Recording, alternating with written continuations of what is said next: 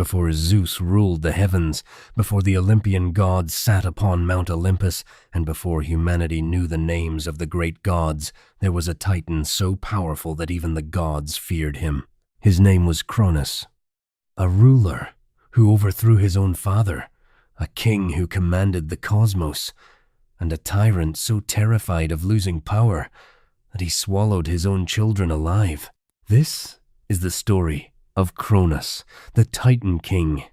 Long before the Olympian gods existed, there was only chaos. Chaos was the endless void from which all things emerged. From chaos came Gaia, the earth, and later Uranus, the sky. Together, Gaia and Uranus brought forth the first generation of divine beings, the Titans. There were 12 Titans, mighty and immortal. Among them was the youngest, but perhaps the most ambitious of all, Cronus. Even as a young Titan, Cronus possessed a fierce determination and a desire for greatness that set him apart from his brothers and sisters. But the world of the Titans was far from peaceful.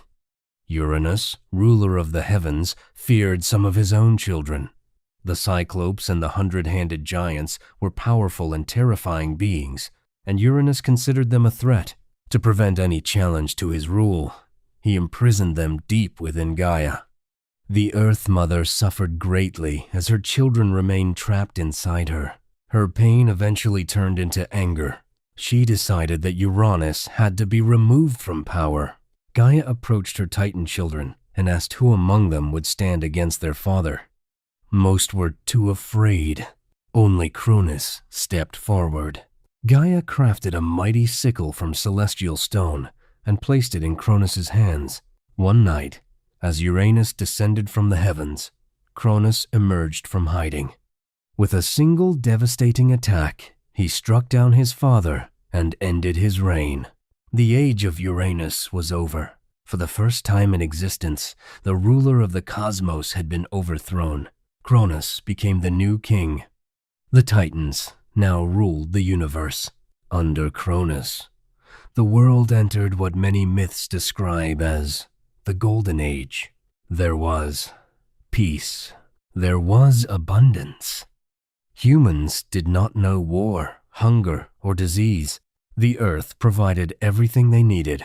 For a time, Cronus seemed to be a wise and successful ruler, but there was one thing he could never escape: fear. Cronus knew how he had gained power. He had overthrown his own father. Then a prophecy reached him.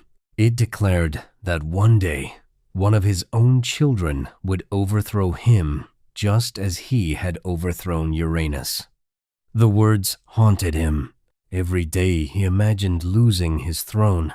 Every day he feared betrayal. The prophecy slowly consumed his thoughts, and eventually, fear drove him to commit an act that would make him infamous forever. Cronus married his sister Rhea. Soon children were born. The first was Hestia. The moment she entered the world, Cronus seized her and swallowed her whole. Rhea watched in horror. Yet Cronus believed he had defeated fate. Then came Demeter. He swallowed her too. Then Hera. Then Hades. Then Poseidon. One after another, each child vanished into the stomach of the Titan King. The immortal children remained alive inside him, trapped in darkness. Rhea's sorrow became unbearable. She could not allow another child to suffer the same fate. When Rhea became pregnant again, she secretly sought the help of Gaia. Together, they devised a plan. Far from Cronus's sight, on the island of Crete, Rhea gave birth to her youngest son, Zeus, the child destined to fulfill the prophecy. To protect him, Rhea wrapped a large stone in blankets and presented it to Cronus as if it were the newborn baby. Without hesitation, Cronus swallowed it. Believing he had once again prevented fate, he returned to his throne.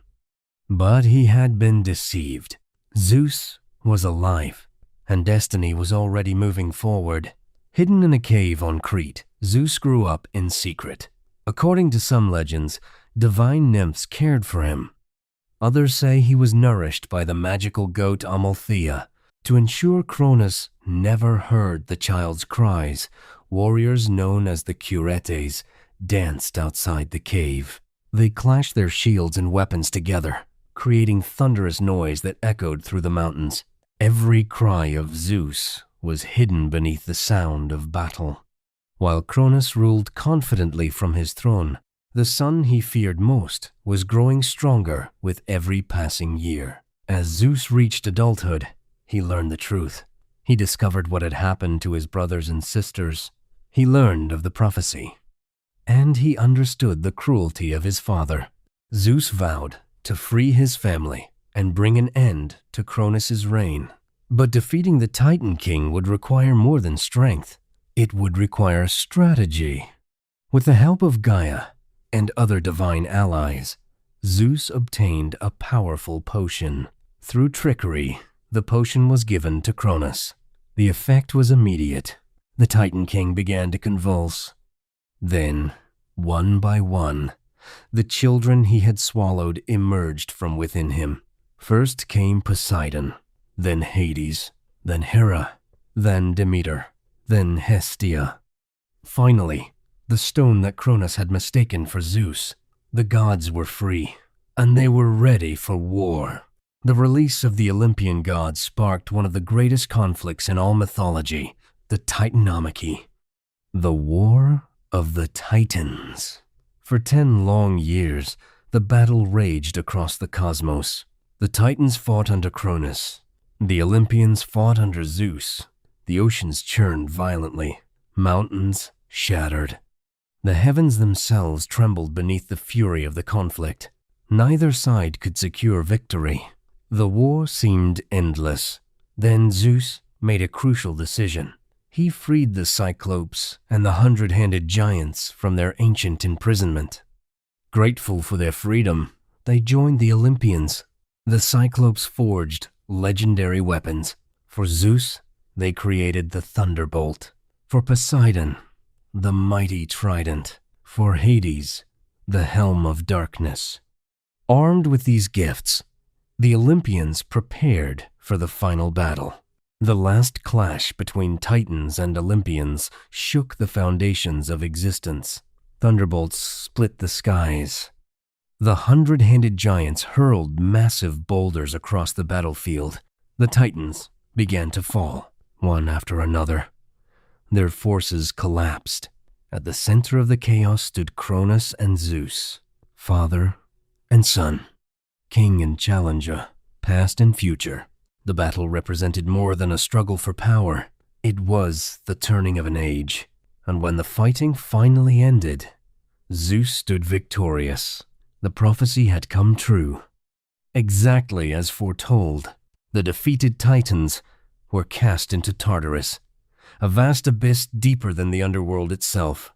There they would remain imprisoned under the watch of the 100-handed giants. Cronus lost everything. His throne, his kingdom, his power. The future he had feared all his life had arrived, and every action he took to prevent it had only helped bring it to pass. The story of Cronus survived long after his fall. It became one of the greatest lessons of Greek mythology, a warning about the dangers of fear, a warning about the corrupting nature of power, and a reminder that destiny cannot be controlled. Cronus began as a hero who challenged a tyrant. He became a ruler of a golden age, yet fear transformed him into the very thing he once fought against. In the end, Cronus learned a truth that echoes throughout Greek mythology. No matter how powerful a ruler may become, no matter how fiercely they fight against fate, destiny always finds a way. And so ended the reign of Cronus, the Titan King who devoured his own children and lost everything trying to escape the future.